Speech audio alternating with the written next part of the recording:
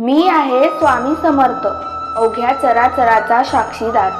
माझं नाव घेतलं की फक्त शब्द नको उच्चारूस, तर मनात विश्वास जागा होऊ दे, असं म्हणत स्वामी समर्थ समोर उभे राहिले। नजरेत करुणा, आणि त्या करुणेतही एक वेगळीच ताकद होती, जणू त्यांच्या डोळ्यातूनच माणसाचं आयुष्य वाचता येत होतं।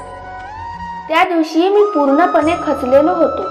आयुष्याने एकामागून एक घाव घातले होते। घरात शांतता नव्हती, मनात धैर्य नव्हतं, आणि देवावरचा विश्वासही डगमगायला लागला होता। मी आलो होतो अक्कलकोटला, मागण्या घेऊन नाही, प्रश्न घेऊन। मनात एकच विचार चालू होता, देव असतो तर माणसाला एवढं सहन करायला का लावतो? मी काही बोलायच्या आतच स्वामी समर्थ हसले। ते हसू साधं नव्हतं, ते हसू जणू मनातली सगळी गाठ उघडणारं होतं। ते म्हणाले, अरे बाळा, दुःख हे शिक्षा नाही, दुःख म्हणजे सहानपणाचं दार। मी गोंधळलो, म्हटलं, महाराज, दुःखात माणूस तुटतो, शहाणा होत नाही। स्वामी समर्थांनी जमिनीवरची माती उचलली, हातात धरून म्हणाले, ही माती बघ, पायाखाली तुडवली जाते, पण हिच्यातून सोन्यासारखं पीक उगवतं। माणसाचं आयुष्यही तसंच आहे।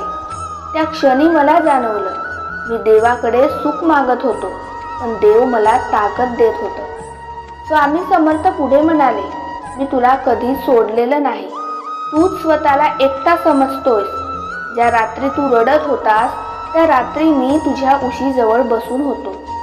डोळ्यात पाणी आलं, कारण पहिल्यांदाच कुणीतरी माझ्या वेदना शब्दात मांडल्या होते। ते पुढे म्हणाले, ज्याचा माझ्यावर विश्वास असतो त्याची परीक्षा मी घेतो, आणि ज्याच्यावर माझी कृपा असते त्याला मी घडवतो। त्या दिवशी मला काही मिळालं नाही असं वाटलं, पण खरं सांगायचं तर मला माझं हरवलेलं मन परत मिळालं। आजही आयुष्यात अडचणी येतात, पण आता भीती वाटत नाही, कारण मनात एकच आवाज घुमतो, मी आहे स्वामी समर्थ, तू एकटा नाहीस। ह्या कथेतून आपल्याला एकच गोष्ट शिकायला मिळते की देवावरचा विश्वास हा क्षणभरासाठी नाही, तर आपल्याला नेहमी देवावर विश्वास ठेवायला हवा। आपल्याला कोणतीही कठीण परिस्थिती येऊ द्या, पण आपल्याला विश्वास डगमगायला नको। म्हणून स्वामी समर्थ म्हणतात की तुम्ही विश्वास ठेवा, मी तुमच्या सोबत आहे।